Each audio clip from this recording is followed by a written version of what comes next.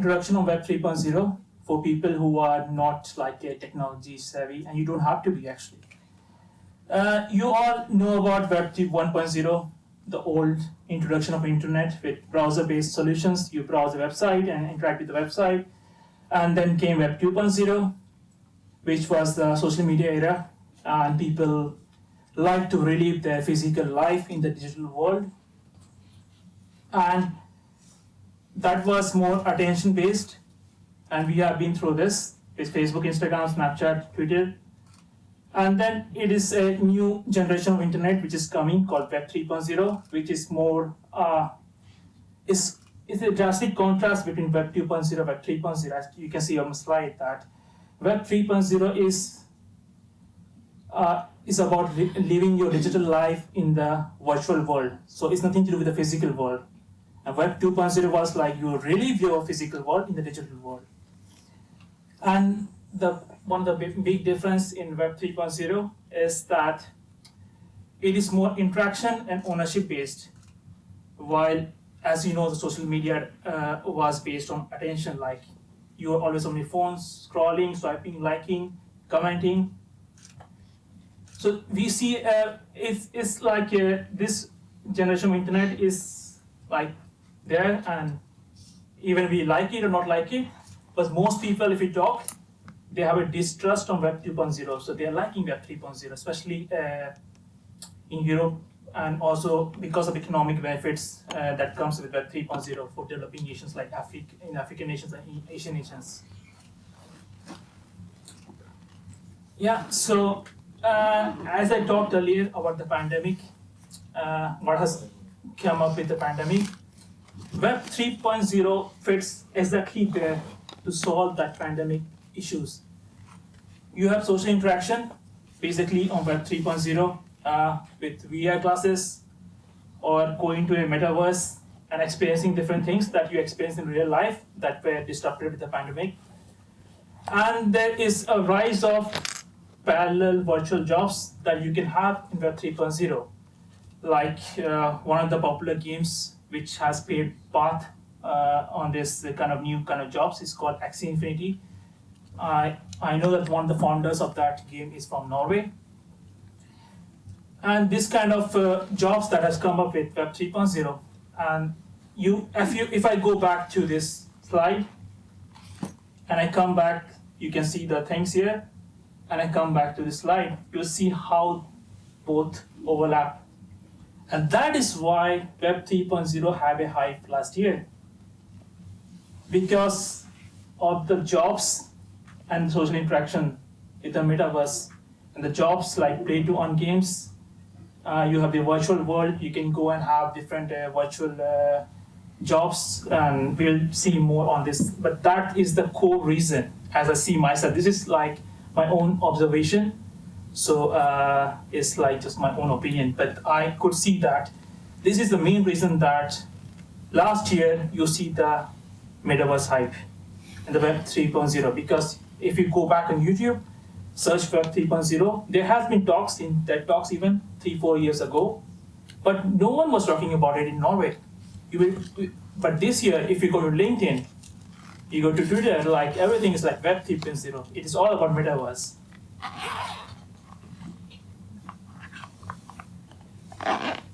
So as I said, that there is a rise of a new digital economy. We all are aware of Web 2.0. We all use Facebook, Twitter, Instagram, and we are all aware of like one central company owning your data. And there is no way to earn money from your personal data. Or there are ways, but it's limited to you. And the experience are basically based to browser, mobile apps. Some VR games are there, but it's still a centralized entity which owns everything. Web 3.0 goes totally away from this. It's a platform of freedom, as I said. There is no censorship. There are some apps that allow you to browse anonymously, and you don't have to share your data if you don't want. You can actually sell your data. So you can see ads and you can actually earn money through Web 3.0. The experience of Web 3.0 is called XR because it's on all platforms. It's mixed reality, virtual reality, you can use on apps, browser, etc.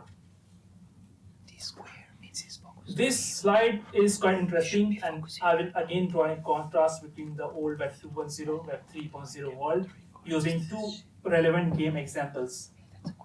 I guess a lot of millennials are here, and you must have played Farmville, popular game on Facebook. And the same team behind this Farmville, one of the co-founder, they went on to make a new game called Townstar. But there are some fundamental differences between them, and that is the Web 2.0, Web 3.0 difference. Townstar is a game very popular in Philippines and Africa, also in India, and there are stories like people playing this game, Townstar, during pandemic in India and Philippines, and earning coins and tokens. Because this kind of games comes under a category called Play to Earn, and the fancy name for it is called GameFi. So you can think it's GameFi, but it's more like you can play the game and enjoy the game and earn tokens, which actually you can trade for real money. So you can see the differences on the slide on the bottom, which give you some kind of idea that why Web 3.0 is important anyhow. Because you can decide the future of these games with voting rights. You can actually own digital assets like land, avatar skins. Recording in progress. And you can actually sell it or trade to some other people if you want to do it. And it's true, it is like a feeling of a true community, because people who owns different tokens that support these kind of games are able to vote on different feature of the game, what should be done in the future on the games. Another experience that has become more relevant during pandemic is kind of virtual concerts, like having virtual concerts where you can go and have an experience. Examples here are from Adriana Grande concert in Fortnite, and Snoop Dogg doing a simulation for his avatar in a concert.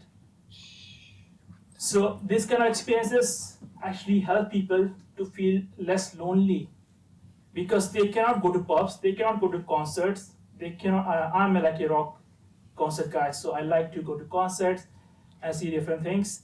But during pandemic, you cannot go anywhere, you cannot meet people. So how do you experience that? So this is like another example why Web 3.0 has hyped up.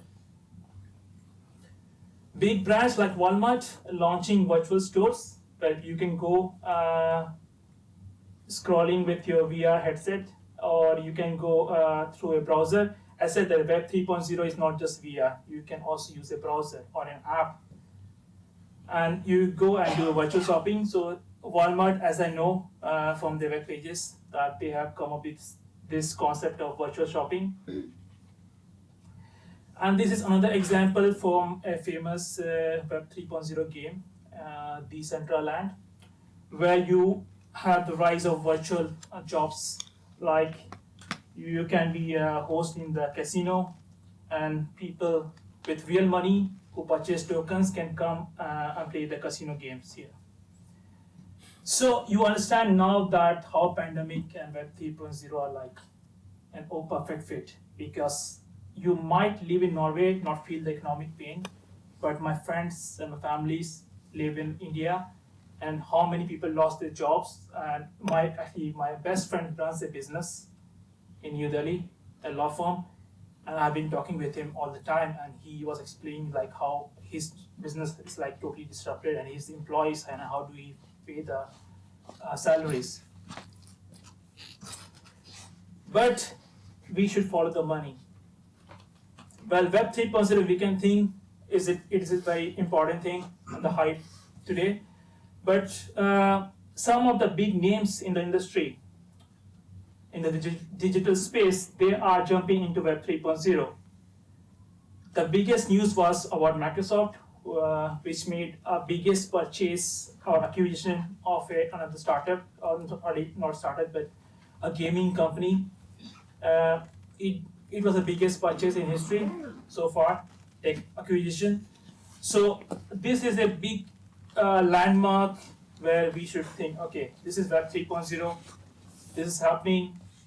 What is there for me in here? Should I upgrade my skills, or should I look for new jobs, or is it an opportunity for me to actually earn a lot of money with the Web 3.0? And this is not just limited to technology world. Since I come from India, in India recently they have passed laws in the parliament where they have allowed the utility of cryptocurrencies and different apps, but not as a currency to make payments. So there are some regulations coming. Norway is not so much behind. So this is a source, a report from Technology Roda, and basically there's a report, you can find it on the website, where they are talking about different regulations, and the parliament should be aware of this change that is happening in the society. So basically, how do you regulate ownership of virtual land, for example, if there's going to be a tax on that? How do you regulate taxes or other kind of earning tax on different jobs, virtual jobs that happen on this metaverse? So I encourage you to look into this report.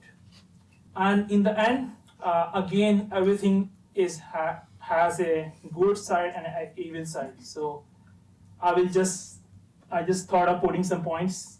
Again, my own opinions, nothing to do with my employer. But I see a big problem with Web 3.0, which is amplified again a lot now. Why do we want to have a virtual feel good? Like, why do we want to have our avatar and have good clothes and go in the virtual world and look the best? Even if you don't go to gym, you are the best looking guy in the metaverse if you want, because you can save your avatar. So there is no parallel with the real world, and that is a big problem, because more and more people who are stuck in this social media, they are just migrating to Web 3.0, leaving the virtual world. And there will be a death of small gig economy, maybe not in Norway, but someone who drives a taxi in India or Philippines, they might think that if I can have a virtual job, I can play a game and earn money, why the hell I want to go and work making burgers or driving taxi?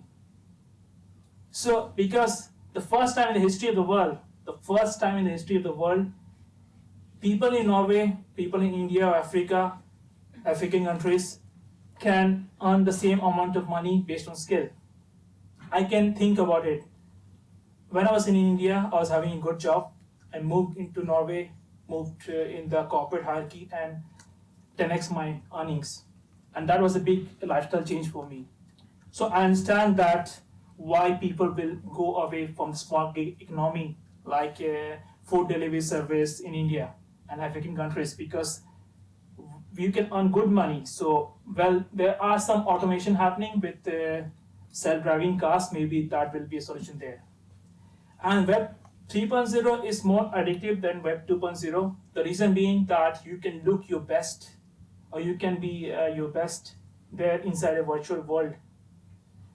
And it will lead to more narcissism, because people can have, with money, can buy avatars and they can dress them with nice clothes. So it's again a kind of show-off thing. You might have heard about the NFT hype. People are buying NFTs, and one of them is a digital yacht club NFT. And the reason for that is the specific status thing, that if you own that NFT, you are a member of a club, and that is again a status thing. So I think it's a bad thing. And in the last, I will conclude by saying that it has similarities to dot-com bubbles. The dot-com bubble from 2000, lot of hype, lot of things were happening, but few of the big companies from the dot-com bubble still exist. So be careful when you invest or you look into different NFTs. I have a bit contradictory view on NFTs than most popular view because I'm more of a critical thinker. I understand social behavior, and I listen to different founders on YouTube, and I have like a different view that I understand the NFT hype today. But the after 5 years, some of it will remain still in the world, and everything is going to zero. That's all for my presentation. I hope you have a good short summary of my thoughts, my brain work on this area.